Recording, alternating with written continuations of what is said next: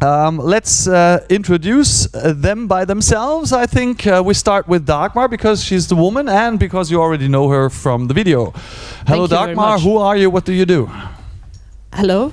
Hi. Thank you, Frank, for the invitation. And hello to the gentlemen left and right to me. And hello, audience. My name is Dagmar Schuller. I'm the CEO and co-founder of audEERING. And as I'd like to say in a nutshell what we do, and as you might know, we do not analyze only what somebody says, but especially how. So we detect emotions, feelings, states, and traits. Not only from human speech, for example, we can also do this from animals, from dogs or so. And we also analyze the acoustic scenes and settings, basically that impact any type of surrounding or that impact maybe some certain feeling of the person that we are analyzing. So we are acoustic, special people. And we've done this for about 2 decades. Firstly, in the very research-intense decade at Technical University of Munich, where we are a spin-off from, especially from the Machine Intelligence and Signal Processing Group. And we always call ourselves actually the pioneers of effective computing in audio. So what we do is audio intelligence. Luis, who are you? Hello, so I'm Luis. I'm the CEO of Plyzer Technologies. It's a Spanish and Canadian company. Basically what we do is we provide companies a way to see how the products and brands are performing online. I'm a computer engineer myself, but I've been on the advertising business for the last 20 years. So I've been learning a lot over advertising, and now we're trying to find out the way people are using the products, how are they performing, and that's basically what we do. And last but not least, Omri. Hi, Omri Mendellevich. I'm actually visiting from Israel. We have an office here in Berlin, and happy to come. I'm from Dynamic Yield. We are a personalization platform, so personalization, somewhat of a buzzword. But in general, what we're trying to do, we're trying to help our customers, mostly e-commerce sites, but essentially cross-vertical, try to collect data, try to help them manage their data, drive insights from the data, and then be able to connect that data to all the activation points across their user experiences and deliver personalized experiences. So both collecting the data, analyzing it, and using it. That's how we drive personalization. Great to have you here, Omri. So we have a rather international perspective. That's fantastic. And Omri, I would like to start the first block of questions with you because you're in marketing, or your job is very closely related to marketing, and you said it already, you're working in personalization, which is a current topic the last 4 or 5 years. So it's an open field to build a startup or to build a company in that area. And we look from Western Germany to Israel, sort of how does that big dynamic come there? Can you tell us a bit about that, about the startup culture in Israel, how it is for a business in that field, in personalization, to leverage money, to get people and to grow? Yeah, so good question. Israel is known for its startup ecosystem. I think there's some analysis like it's the second biggest ecosystem after Silicon Valley. And there are tons of VC money in Israel, and a lot of external VC money, and there's more money now than actually companies that are asking for it. Oh, may I help? Could you take the mic a bit, grab it a bit higher because it's the antenna, and that what causes the dropout. Yeah, perfect. Okay, sorry. So I think VCs are constantly looking for investments. If you talk to me like 3 years ago, they would just throw money at whoever comes at them. But I think the ecosystem changed a bit. So we have like 4 financing rounds. Latest one was 6 months ago, and I get a lot of questions from our different VCs to help them analyze companies that are coming to them. So once a company is finishing its first presentation, they're coming to me and say, hey, can you talk to them and see if it's real or not? So 3 years ago, they would just throw money at them. Now they're more focused on like bigger rounds. So you stop seeing like the $2-3 million rounds, and you're seeing more like 15, 10, 20, $30 million rounds. But they're being more careful in terms of like everyone's saying AI and everyone's saying they can do this and they can do that. And now they're being more careful. They're looking for more outside consultants. And And I'm like, this is some of the stuff I'm trying to help them with. But I think that the ecosystem itself is, everyone's like, since after Ben's talk, it's much more engageable, right? So a lot more companies are just building different ideas, different whys in Ben's language, and trying to use the free technology and adapt it to their needs. So amazing ideas, and I'm meeting beautiful startups. As good technology guys, rather work in companies than on the investor side. How can they analyze what you do? Do they just analyze input-output, so the result, and say, okay, it has an economic perspective, or do they really look into code?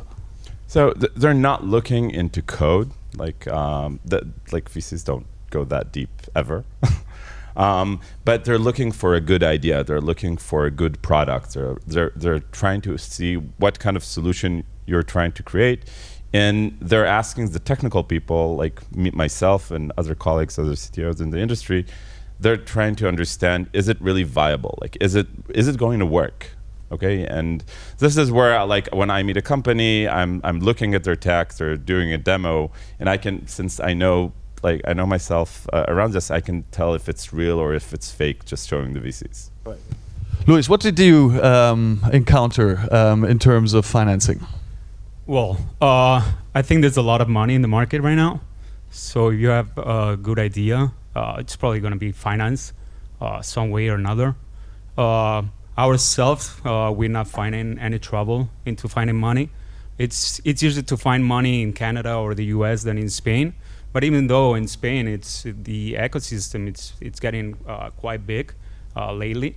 But US is still the biggest market, probably Israel too. We were just in Israel a couple of weeks ago, a lot of money there too. But I think right now also there's a lot of buzzwords on the AI, blockchain, blah, blah, blah. And some of the VCs and some of the people that are throwing money into companies, they're trying to open the hood and see really if there's something into it. Because I see a lot of people like talking about machine learning or AI that they don't really know what they're. So that's going to be probably on the next couple of years. It's going to be super big understanding how companies, how machine learning works, how AI works from the VC perspective. But it's true that none of the VCs, they go in and look into your code. But now they still look in a little bit what's under the hood. Okay, but how does this affect your communication strategy in that field? You want to differentiate because you have a good technology, and the second thing is AI or machine learning is a bit of a long-term game. So you try to to ameliorate the algorithms time by time. So you can show it to the VC from the start that it works. Yes, and that's probably it's one of the hardest problems that we face. Because we have an idea, but as an idea, we're working on new algorithms. Like ourselves, right now we're working about 35 different algorithms. That some of them they might be good, but some of them they just won't work over the long term. And it's so hard for us to explain to the money guys that hey, we might fail on that. So I have a lot of experience myself. I started a bunch of companies, over 20. Most of them failed, which is good. You know, you have to go through that. I'm an investor myself, so I like to see when a company is trying to sell me something, if there's really something into it. But again, on the machine learning side, we're just at the beginning of everything. Like everyone talks like machine learning, AI, it's just, probably it's 1% of what it's gonna be over the next 25 years. And being in Europe also, and working on the machine learning side, so we have a lot of privacy here, data protection, blah, blah, blah, which sometimes makes things way harder. So that's probably what countries like China or India or even the US, they're just gonna be growing more and more and more, and probably Europe is gonna be behind, because we don't have the full access to all the data that we would like. But again, there's a lot of ethical problems over there, and I think in this side, Europe is way better than anyone else. But just the machine learning AI, it's gonna go so fast that probably Chinese, Indians are gonna be the one ruling this world. And a lot of the money that the BCs are gonna throw into companies, it's gonna be Chinese or Indian companies, which makes a lot of sense. Let's go to Dagmar. She is based in Munich, rather in Gilching. Actually, why are you there? Why aren't you in Palo Alto? You're one of the leading companies in audio tech. Well, actually, I have to say that the startup scene in Bavaria is quite vital and quite good. So in the area where we are based is not only the Aerospace Defense Center, the DLR in Germany, which is really very, very good in scientific research and also in the output, but also other role models like Lilium Aviation is close to us, Quantum Drones are close to us, Agal Robotics, which in the healthcare section are really, really good, is all in the same setting. So around Munich you find a lot of talent. This is something that's really important to us in the machine learning and also in the audio DSP scene. So from the Technical University of Munich, the LMU, but also we have a spin-off, for example, in Berlin, because there's also very good talent. So one of the reasons was getting the talent there.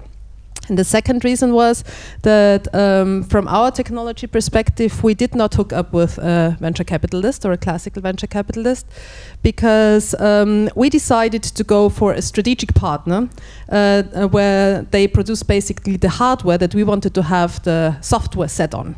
Because we knew that our models were working, we knew that we had enough or sufficient data in the certain way of, for example, the acoustic scene analysis, which we've proven scientifically. So our setup was a little bit different from a classical startup idea, because we were actually, when we started, one step abroad. And we did not have the problem of having to be placed in Silicon Valley to be taken seriously. This is something, in my mind, which is always very funny. A lot of big CEOs from Germany and also Europe, they all travel to Silicon Valley, look what somebody's doing there and want to come and copy it somehow or implement it here. Rather than looking what type of talent and really big potential you have right in front of your nose. And I always saw this completely different, because when we were starting with the company, those big Palo Alto companies, or where they have put their research centers, even German companies that have put their research centers in Palo Alto, they called us in Bavaria, in Gilching, not even in the center of Munich, no, in Gilching. And they said, hey, we've seen your work, that's really cool, can we do something together? They said, yeah. And nobody ever had a problem that we were not sitting in Palo Alto. And we love sitting in Gilching, by the way. 5 lakes, we have a great scenery, great talent, as I said, and I wouldn't move to somewhere else. And you have a great marketing asset if you go to CES. You take your people in lederhosen and play Oktoberfest. That's true. But if we look at the talents, and we'll lead to the next question, to the idea of AI is being an economic factor. I talked to Ranga and he said they pay so much more for talented AI guys in the States, like 300,000 euros salaries. Can you afford that, or what is the value you can bring into that people don't run away? Well, I've seen and heard about those type of ridiculous salaries, and also I was quite interested to hear we were approached by a couple of companies for a takeover, by the way, that were actually evaluating the company not only by what the technology was worth, but how many PhDs I do have in my team. And per PhD there's a certain number of money that they were willing to pay. But having said that, I think working in the AI or technology environment is completely different than a classical 9-to-8 job or 9-to-6 job. What I try to offer with my team is that they don't work for me, but they work with me. And we have a creative scene, we have a creative cloud amongst each other, where I try to balance their personal needs mostly with how we basically work. So I'm very result-oriented. If the result is delivered in the time between 10 and 4, I don't have a problem if somebody goes home at 4, and if they only work 6 hours. If somebody says, I rather work at night, well, then rather work at night and show up at 10 o'clock instead of 8. If somebody wants to work in the morning, they work in the morning. So we've developed a very flexible setup, especially for our technicians, that they really like and that they really value in that way.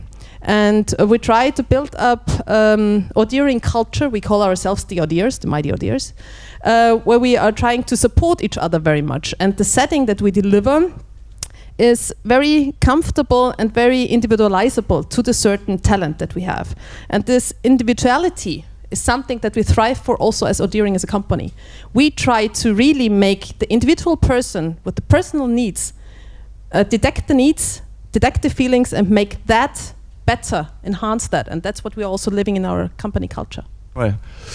Omri, as we heard from Luis, China will take over AI worldwide. A lot of discussion goes into people talents and the hungriness of Chinese workforce, to turn it that way. Do Israels have that as well? We as Germans sometimes think that German young talents are a bit too fed up and they're too, looking for self-development more than they're keen on doing a great and powerful and stressful job. Yeah, so I totally agree with you, by the way, on the way that you build the workforce and trying to create a lean atmosphere. There's so much more to the workspace than the salary, and I think that FOMO and the way millennials work is definitely something that we have to deal with on a day-to-day basis. All the young talent that we bring, and we made it a thing in Dynamic Yield. We're trying to hire them as young as they we're able to identify talent like as soon as they come out of the university or from their military service. And when you identify the talent and you build them in a way, you educate them, you get them to learn the ropes, they're not as stressed as moving to the next exciting thing or fear of missing out on something new. And we build amazing engineers just because we have the old talent, which is has been with the company for a few years. He believes in the vision that me and my partner Liad are bringing, and they're educating the new talent, which is much more erratic in terms of what they want to do with their lives. And we're building them a structure of how they're going to grow within the company. We also introduced a development method called gangs, where you have your day-to-day job, but every sprint, every now and then, you're taken to a different task and something that is not related to what you're doing usually, and that creates a diversity for them. So definitely handle the millennial talent, but also help them grow, create a path for them, and they'll not look outside for new opportunities all the time. But again, the question, are people from their attitude towards work, are they hungry? Are they really, we have in Germany, we have strong regulations on work times and things like that, which are not so easy to deal with as soon as you get a bigger company. Yeah, but they're super hungry. They're working for a startup. They're seeing their vision, they're seeing the growth, they're seeing the success. It gets you excited about what you do. You come in the morning, you're seeing what you see, and I think Ben talked about seeing something visual in front of you, telling your mother, I did this, I did that. So being in marketing tech and creating personalization solutions there is definitely something they can show off and talk with your friends. So it keeps them hungry and motivated all the time. Right. And if we look on society itself, is it cool to work in software in Israel? Because I think in Germany it's still it is okay, but it's cooler to be an architect or an engineer of machines. Yeah, I think it's very cool. And I live in Tel Aviv, and Tel Aviv is very vibrant. It's happy. There are a lot of artists and a lot of the scene there, but it's also where all the tech is. E-scooters especially. Mm-hmm. E-scooters. Yeah. Tons of everywhere. Yeah, definitely. How is it in Spain? Is it cool to work for a software company in Spain for young people? Not only from the conditions, but as image? Yeah, it is super cool. Now they are probably for people, for the mainstream guys working at a AI company or working at a software company, it's super cool. Mm-hmm. I gotta say also that so I've been involved for many years. I'm quite old for the scene, 45. So I've been around for a long time. So before it was just about mathematics and coding, but now I see what the people around us are doing, our place, and they trying new things with GAN networks where there's a lot of visualization. So they're doing a lot of art too. What is GAN? It's generative adversarial networks. It's a type of machine learning. Okay. But there's a lot of visualization on that. It's basically how you create all these fake faces or fake music. That's how GAN work. So they do a lot of visualization. So they end up with beautiful pieces of art. So at the end of the day, it's not just about coding. It's not about mathematics like it used to be on when I was really a computer engineer. Now it's more about how you can make something cool. And again, I totally agree. They can go to their mom and say, "Hey, I did this, and this is a beautiful thing." You know, so visualization, it's a good part for machine learning in order to get talented attracted. So then they can see their work on a different way, not just on code. Right. If we turn to the next question, if we look at what society does with your companies or how you relate with it, your topic is pricing, and pricing is a sensitive topic, and there, especially in Europe, there are agencies that look for how price competition works and that it flows and that there's no, companies don't get alarmed with prices and things like that. In an early phase, does the government approach you and says, "Okay, we have to look what you do there"? Not really. Not really. Not really. But pricing is it's a topic by itself. So we also do something. It's a small part of the company, but we do something that's called dynamic pricing. Mm-hmm. And everyone thinks it's about getting the lowest price, but it's totally the opposite. It's how companies can charge more and you still buy the same thing, but it's regulated because we have something that it's called minimum price. But a lot of people, a lot of e-commerce sites, they are breaking the agreements, and they are there's a lot of compliance that they're breaking. So they are either charging too much or charging too less, which is also a problem for companies and brands, because you don't want a brand like X, which is it's a high-level brand, to find it somewhere very, very cheap. So that's something that we also work in, but governments, until now, they have not got involved. At least where we are in Europe, US, Canada, and now we're just starting in the Emirates, so in Dubai, and no one has approached us. So I think that's core to all three business in that area, maybe to AI itself. You have the ability to create transparency by that what you do, but on the other hand, if it's in the wrong hands, they can misuse it. This applies very much to the technology you develop, actually, and we had the discussion before at the CES with your partner hardware company. There were only mentioned a fragment of the features that would be possible with your software, because it's an ethical problem to discuss these topics already. Yes, sometimes it's an ethical problem because, especially in Europe or in Germany, everybody immediately thinks about the things that could go wrong. It's a very negative attitude. Versus if you, for example, think about the US or also Israel, everybody thinks about what you could do with it. Yeah, very positive attitude. So we have a big delta here that we actually need to cover. I'm not saying it's bad or good at this point, but there's a certain challenge, of course, associated to it. And when we created the software or when we created our products, very, very aware about this type of challenge. And I think it is always a matter of transparency, but also a matter of own responsibility of how I use and how I treat my data.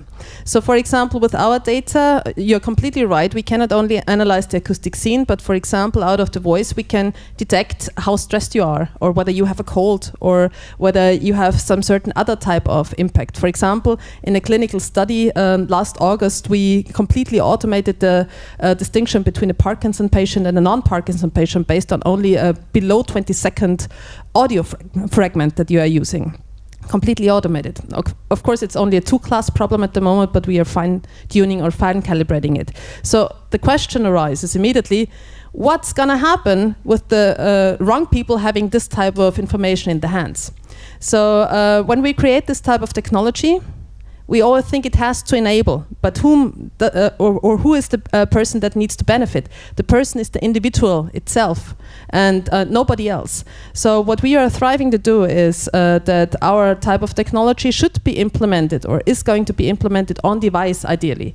And this device is only worn by the person and can only be actually treated in a way that the data goes out if the person is really consent with it or really wants it, and sometimes only some sort of fragments. So we have, for example, technology that that can also anonymize the type of data for further enhancement. So, for example, you're sick or you're having a cold, you're not feeling good, and you want to have this type of audio data also transferred to a big research platform for further use. You can do that without actually having your personal data being transmitted, but just a fingerprint that basically cannot be traced back to you. And this is, I think, a technology perspective that allows a lot of things to be done when the person, but it has to have an aware person, of course, when the person himself decides what to do. And the second part is when you actually can detect something out of certain type of data, you can also reverse engineer that makes the detection not being possible. So think about that. Okay. There's always a possibility to do also the reverse engineering of the part. Right. Omri, you're working with dynamic yield in an area like predictive marketing, for example, which is much discussed and is sort of synonym of what machines can do. They know better what we want tomorrow. It's often associated with Amazon and Google and co. How do you face the challenge of transparency in communication, especially in marketing? I think it's a big topic. Should we tell people that there is an algorithm behind that has found out you could like a red car tomorrow? Yeah, so there are two parts to that question. First, the customer facing our customers. So when we started Dynamic Yield, the first thing we built was a really cool black box. Okay, it was before deep learning was such a hype. It was much more complicated. But we built this machine that you can give it a few variations for the marketing decision, and it will automate the answer for you.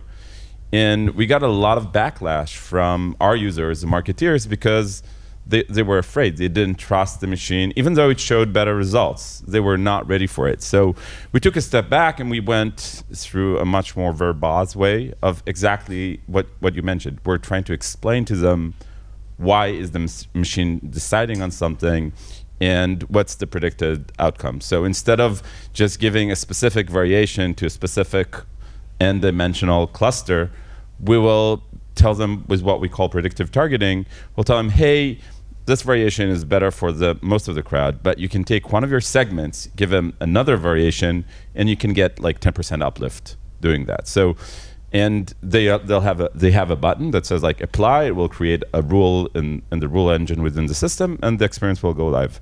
And what we believe that eventually over time, they will get to trust the way the machine is making decisions. They will see the value, and they'll just click a checkbox that says, "Do it for me, don't tell me," and have fun, which is like essentially exactly what machines can do in the marketing world. So that's our customer side. On their user side, I think people are already so accustomed in a way to the way Amazon works and Google works. If they get a recommendation widget, they know it's the machine. It became a standard. Like Amazon, because it's so widely used, people are expecting this. And what we're trying to do, and I think one of our investors wrote like a Medium blog post about it, like Dynamic Yield in a ways is making every e-commerce company Amazon, okay? Because we're able to connect to them and be able to let them harness the data and create those personalized experiences the same way Amazon does just for its users. So I think the people are already ready for this, and they don't need like extra mentioning. It's different than ads, right? Because like we don't do ads, but on site they're already used to it. With ads, you see Facebook. When you get an ad in Facebook and you say, I don't like this ad, you can also ask for an explanation. Why did I get this ad? And it's heavily regulated, and it must comply with what they're allowed to do. We're already running out of time, so let's open to the public. Are there questions you would like to pose to those three guys up there? Thank you very much. Andreas Müller from MEPA. I would like to ask Dagmar, if your software is enabled to detect emotions, are you already on the way to answer via bot mechanism in an emotional way? Well, actually, that's a very good question. Thank you. This is actually the core what we're trying to do. We are not trying to make the machine, but the first step is, of course, making the machine to detect the emotion. But ideally, the machine also replies in a certain emotional setting or replies with a certain emotional voice. You know that, for example, likability of a certain voice always depends on your own voice. There has been a lot of research about that. So if you, for example, basically can train the machine not only to detect how you feel and how you are, but really make a personal setting, it makes the communication between you and the machine much more natural and much more sophisticated. And of course, this is something that we're working on. We need more like we saw in Google Duplex to make a human-like conversation. Any more questions? So we'll sum that up. We'll see Dagmar and Luis later on in the big challenge. And Omri, you're still around, I hope, because I think there are some questions, but you could rather make that on face-to-face. Thanks a lot. Big applause, please, for the three. Dankeschön.